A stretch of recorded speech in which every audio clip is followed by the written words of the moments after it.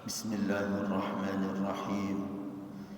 Assalamualaikum warahmatullahi wabarakatuh.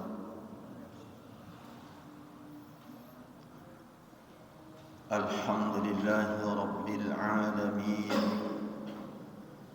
Wa bihi nasta'in wa ala umurid dunya waddin. والصلاة والسلام على أشرف الأنبياء والمرسلين نبينا محمد صلى الله عليه وسلم وعلى آله وأصحابه أجمعين ومن تبعهم بإحسان إلى يوم الدين. أما بعد، عباد الله، أوصيني وإياكم بتقوى الله، فقد فاز المتقون، كما قال الله سبحانه وتعالى في كتابه الكريم وهو أصدق القائلين: أعوذ بالله من الشيطان الرجيم. يا أيها الذين آمنوا اتقوا الله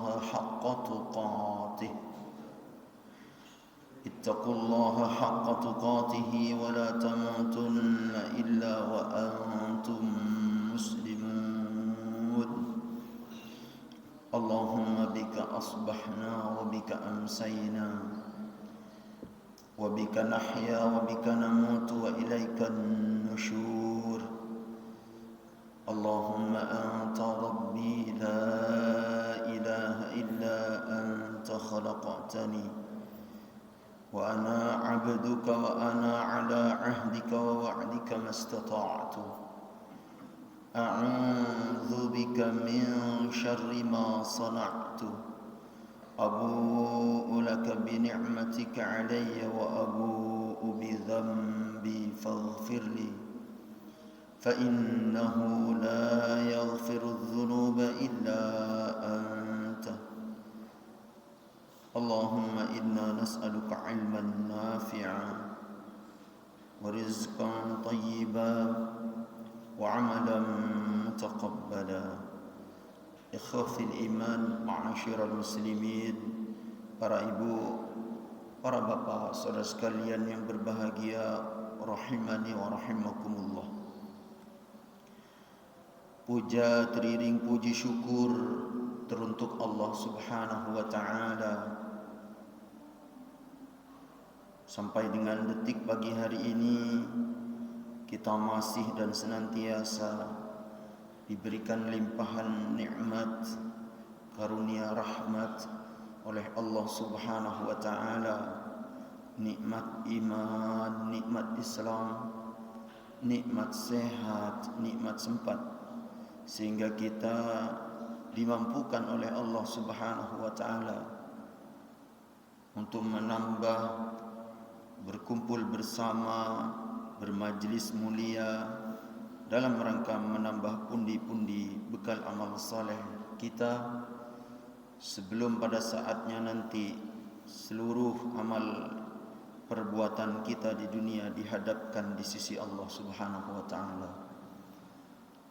Salam teriring salawat kita tujukan kepada Rasulullah sallallahu alaihi wasallam, dengan beruswah kepada beliau sallallahu alaihi wasallam, kemudian juga mengikuti tata cara beliau di dalam membangun interaksi sosial dengan akhlakul karimahnya. Kita berimitasi dengan akhlak-akhlak terpujinya. InsyaAllah kita senantiasa mendapat ridho Allah Subhanahu wa ta'ala. Para ibu, para bapak, saudara sekalian yang berbahagia, rahimakumullah.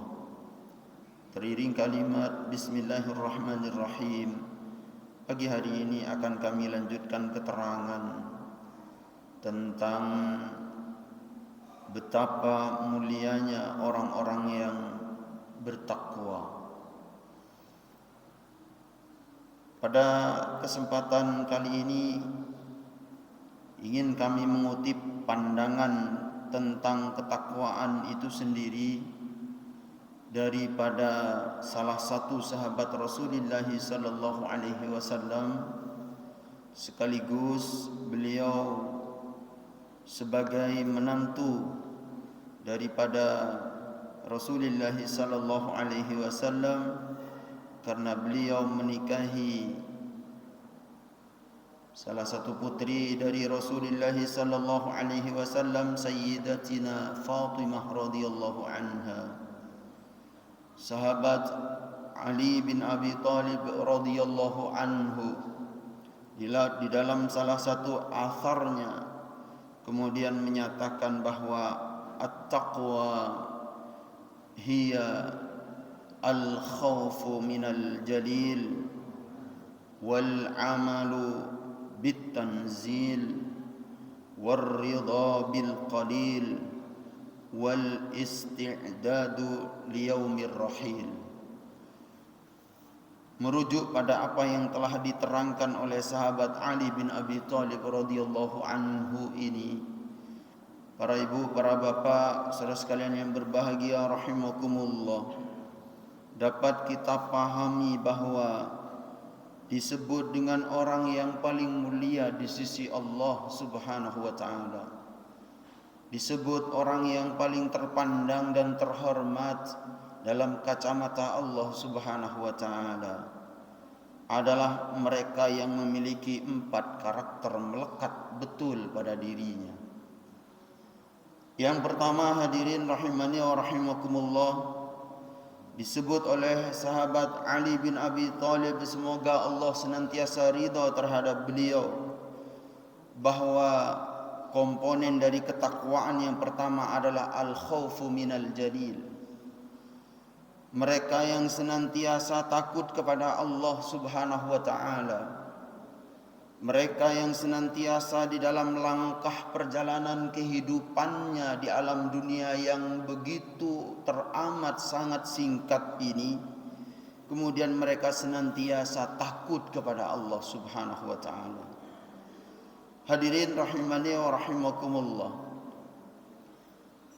bisa jadi peluang-peluang untuk menambah pundi-pundi cuan mereka, bisa jadi peluang emas untuk menambah pundi-pundi harta benda mereka dengan cara yang mudah tapi tidak diridhai oleh Allah Subhanahu wa taala.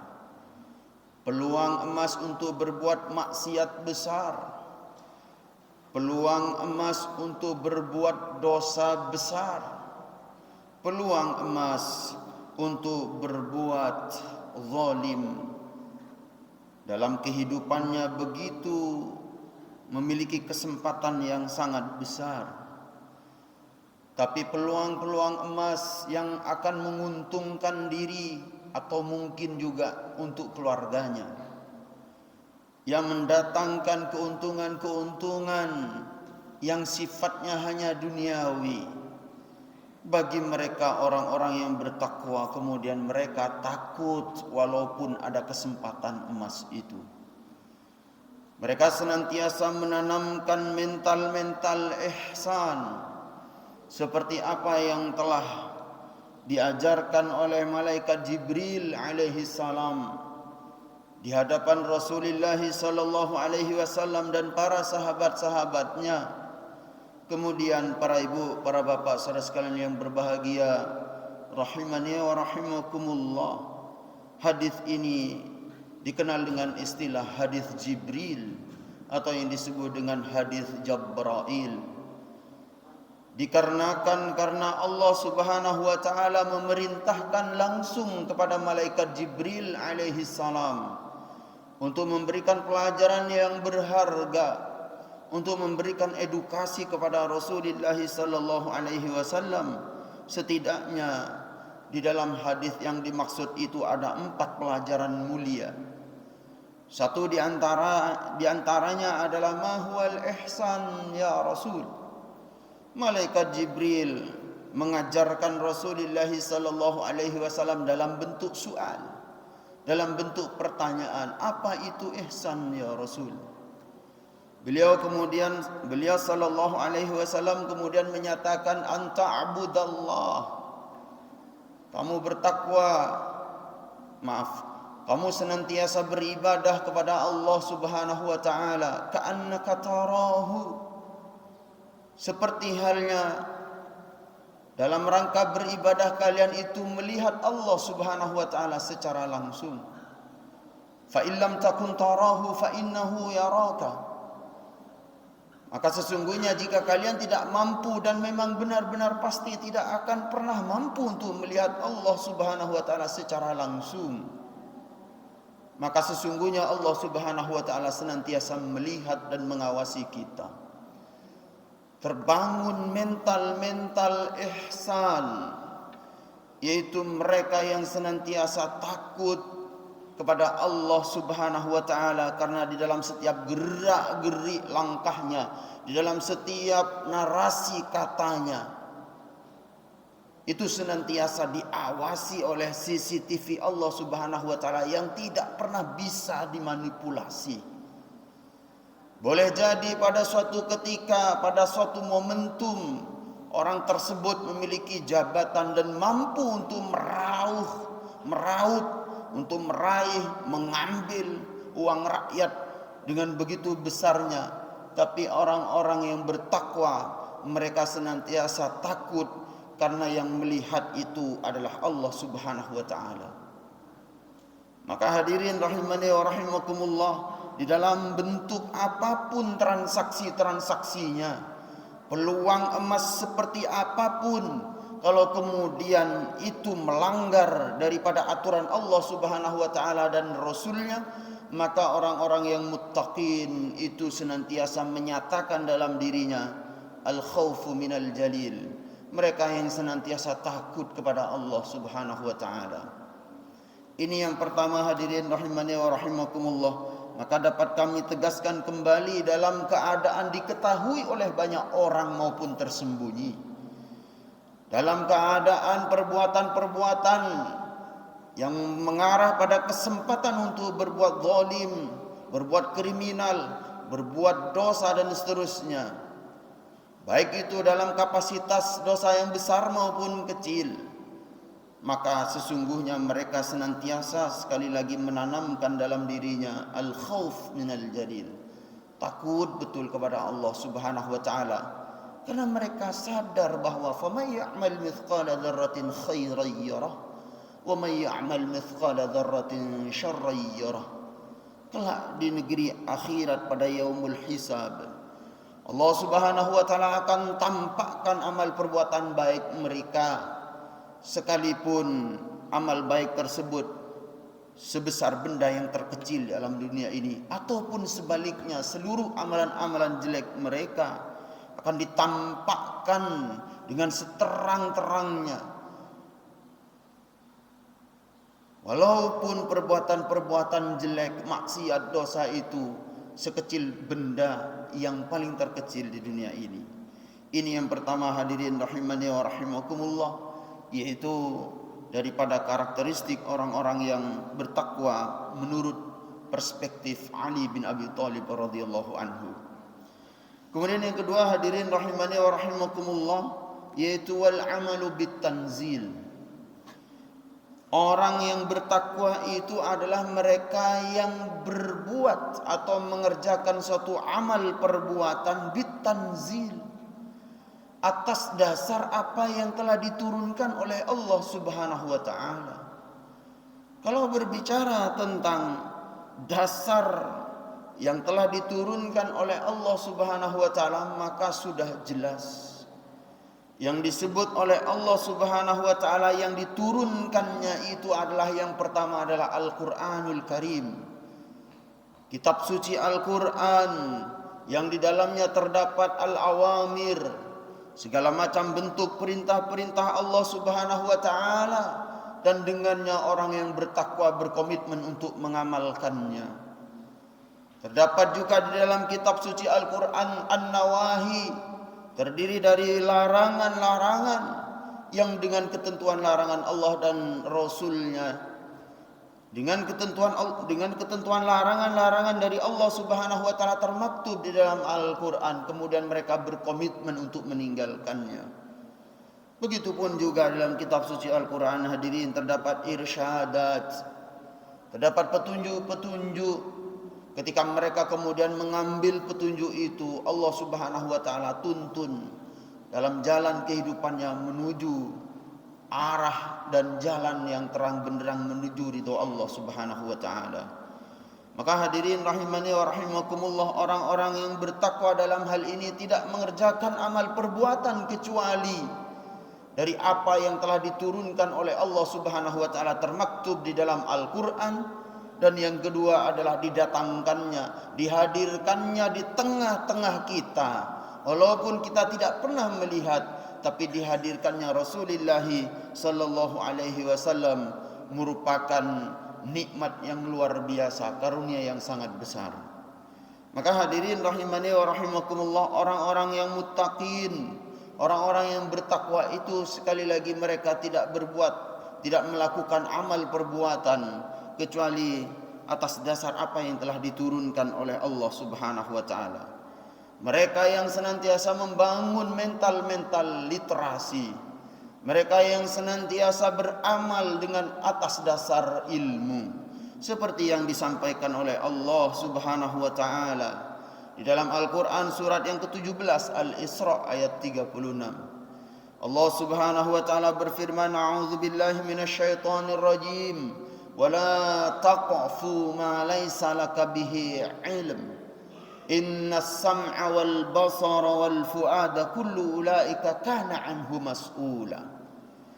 Disebut dengan wadih, dengan terang oleh Allah Subhanahu wa taala, dan jangan kalian semuanya melakukan satu amalan perbuatan yang kalian tidak mengerti tentang ilmunya. Inna sam'a wal basara wal fu'ada kullu ulaika kana anhu mas'ula. Sesungguhnya as-sam'a pendengaran, wal basara penglihatan, wal fu'ada dan hati, kullu ulaika kana anhu mas'ula. Semua itu akan dimintai pertanggungjawabannya oleh Allah Subhanahu wa taala secara detail kelak di kehidupan negeri keabadian, negeri akhirat. Maka hadirin rahimani wa rahimakumullah, dari ayat ini memberikan keterangan bahwa kita sebagai umat Rasulullah sallallahu alaihi wasallam yang mengharap, impikan dan merindukan untuk menjadi orang-orang yang meraih predikat muttaqin, maka mereka berkomitmen untuk senantiasa beramal atas dasar rujukan yang jelas, yaitu Al-Qur'an dan Al-Hadis. Dalam konteks yang lebih luas, Bapak Ibu, yang dimaksud itu adalah kita senantiasa berkomitmen dengan keilmuan, kita berkomitmen dengan pengetahuan, kita berkomitmen untuk senantiasa menghidupkan tradisi Iqra seperti yang telah ditegaskan oleh Allah Subhanahu wa taala, bukan kalimat yang lain. Yang pertama kali diterima oleh Rasulullah sallallahu alaihi wasallam sebagai wahyu dari Allah Subhanahu wa taala yang disampaikan oleh malaikat Jibril alaihi salam, bukan perintah izhabu, pergilah kalian semua, kulu, makanlah oleh kalian semuanya, washrabu, dan minumlah oleh kalian semua. Tapi kalimat pertama kali yang diturunkan oleh Allah Subhanahu wa taala yaitu Iqra, bacalah, bismi rabbikal ladzi khalaq, dengan menyebut nama Tuhanmu, yaitu Allah Subhanahu wa taala yang telah menciptakanmu. Hadirin rahimani wa rahimakumullah, maka mari kita hidupkan literasi ini, hidupkan keilmuan-keilmuan ini, agar kita senantiasa memperoleh jalan yang terang, mendapatkan cahaya di tengah kegelapan. Karena Rasulullah sallallahu alaihi wasallam dalam salah satu kutipan sabdanya menyatakan, al-ilmu nurun, ilmu itu cahaya.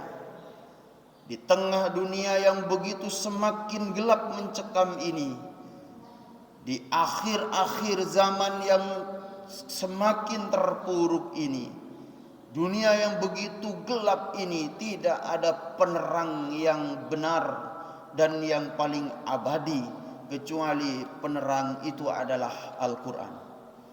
Hadirin rahimani wa rahimakumullah. Maka mari sekali lagi kita hidupkan tradisi-tradisi keilmuan.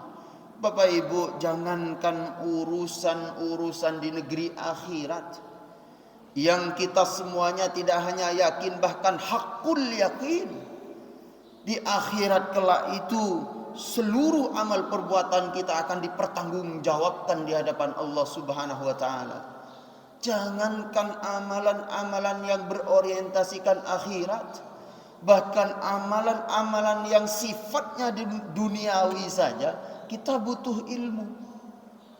Bagaimana kita bisa menjadi orang-orang yang memiliki kesempatan untuk berkarir dimanapun, meningkatkan kapasitas dan kualitas bisnis kita kalau tidak didukung dengan ilmu?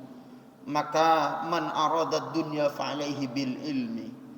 Barang siapa yang menginginkan kehidupan dunia yang sukses, kunci jawabannya adalah ilmu.